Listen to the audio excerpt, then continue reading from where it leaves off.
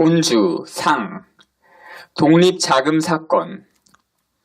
보천교는 어느덧 우국 지사들이 모여 은밀한 독립운동을 펼치는 거점에 구실을 하고 있었다. 이 같은 사실이 표면화된 대표적인 사건이 바로 거액의 독립자금 변출계백 사건이라 할 것이다. 이 일로 조만식, 한규숙, 정복규, 정상탁 등 4명이 체포됐다. 그들이 교주와 은밀히 상의하고 만주에 있는 독립운동 단체와 연락하여 30만 원이라는 거액의 독립자금을 변출하다가 발각된 것이다. 그의 일본 경찰은 만주에서부터 기밀을 알아내고 대흥리에 와서 조만식이야 3명을 서울로 연행해 갔다. 결정적인 단서는 고당 조만식과 수방주 한규숙의 거소인 전의사 별채에서 발견된 권총 2자루와 실탄 40여 발이었다. 이들은 다 서대문 형무소에서 취조를 받게 됐는데 마침 취조관이 한때 정읍 경찰서장을 지낸 구리다였다는 것이 그들에게는 큰 행운이었다. 율전. 구리다는 비록 일본 사람이었지만 잠옷 양심이 있는 자였기 때문이다. 그래서 그가 정읍에 있을 때에는 보천교인에 대한 탄압도 거의 없었다. 또한 그는 교주의 인품을 흠모하여 교주에게 자신의 한평생 좌우명을 삼은 글을 청하여 받아가기도 했다고 한다. 그때 교주는 홍택근이라는 전문사 사저에게 대신 글씨를 쓰라 하고 다음과 같은 8자의 글을 지어 불러줬다는 사실이 전하고 있다. 사전은 당시 보천교 직급의 하나로서 저작을 맡은 사람, 덕무이명, 과징비식, 이를 대략 풀이하면 아래와 같은 말이 된다.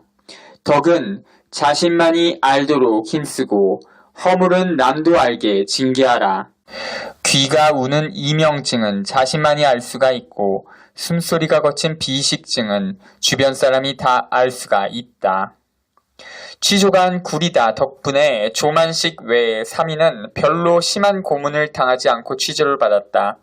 이들은 다 보천교와 전혀 관련이 없다는 것으로 진술하였다. 그리하여 그 사건에 한해서는 일단 교주의 혐의가 없어지게 되었고 4사람이 다 보천교를 이용한 것으로만 판명됐다. 그리고 때마침 조만식이 늑막염을 앓고 있었기 때문에 공판을 여러 번 늦추고 변호사 이창희와 충분한 수기를 한 후에 재령 7호 위반 혐의로만 형을 받게 됐다. 재령 7호란 강도 예비급 총포 화약류 취체령을 말하는 것이었다. 하지만 이 사건이 미수에 그쳤고 취조관 구리다의 묘한 취조 기록에 의하여 당시 상황으로서는 실로 가벼운 형을 받게 됐다. 조만식을 제외하고는 모두 징역 1년에 처해졌다. 조만식은 3.1운동 때 2년의 형을 받은 전과가 있다는 이유 때문에 형이 가중되어 징역 2년에 처해졌다.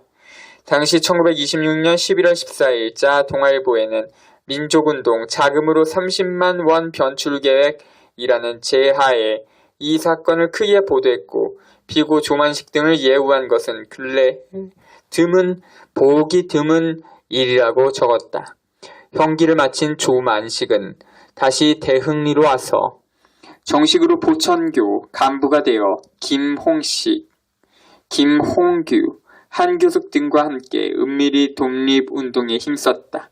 김홍식은 원래 고종황제를 가까이 모시던 육군 참이었는데 군대가 해산되고 나라가 망하자 보천교 운동에 참여한 것이다. 그 또한 옛날에 수백 원의 독립자금을 모으다 일경에 체포되어 옥고를 치른 적이 있었다. 이 사건은 1921년 12월 30일자로 발행된 동아일보에 대강 보도되었는데 10만 원의 독립자금을 모으다 발각된 김홍규의 사건과는 하루 차이를 두고 있다. 조만식이 이러한 우국지사들과 함께 보천교 운동에 진력하자 정읍경찰서는 초비상사태에 돌입했고 이어 무고한 보천교인들에 대한 극심한 탄압이 시작됐다. 조만식은 자기의 활동으로 인하여 무고한 교인들에게 피해가 돌아가자 보천교의 최고 중책인 수호사장 자리를 내놓고 고향 평양부 강서로 돌아갔다. 조만식이 비록 교내의 직책을 벗었음에도 그를 통해 보천교인이 된 수십만의 평안도 사람들은 여전히 그의 말을 따라 처신하였다. 뿐만 아니라 그에 대한 일반인들의 신망도 대단하여 분쟁이나 송사도 법원에 가지 않고 그의 사랑방을 찾을 정도였다. 하여 그가 중재하면 모두가 원만하게 해결됐다. 이렇게 조만식이 백성의 구심점이 되자 경찰에서는 더욱 교 본소를 탄압하는 한편 교묘한 방법으로 평안도 교인들을 박해하였다. 이에 그는 자신으로 인해 보천교가 불이익을 당해서는 안 된다고 생각하고 잠시 야소교에 귀의하였다. 한데 이는 일본인들이 지극히 바라고 있던 바였다. 왜냐하면 그 서양 종교의 가르침이 사람들로 하여금 스스로 죄인이라는 의식에 빠지게 하고 원수를 사랑하라, 원수를 위해 항상 기도하라고 했기 때문이다. 대저 식민지 백성에게 그보다 더 좋은 가르침이 어디 있겠는가. 하여 일본은 이 땅을 병탄하고 정책적으로 저 방우들의 신앙을 장려했던 것이다. 그러나 조만식이 비록 그 서양 종교에 귀의했다지만 내신까지 그 알량한 교리를 쫓은 것은 아니었다. 교활한 일본인들의 눈을 가리기 위한 방편으로 잠시 서양 종교에 이름을 두었을 뿐이었다. 하여 그는 조선 민중을 위해 조선물산 장려회를 조직하고 스스로 조선물산의 전용을 실천하며 새로운 활동을 해나갔다. 조만식은 지난날 인정상관이 목주 김홍균의 집에 있을 때 자주 찾아뵈온 적이 있었다.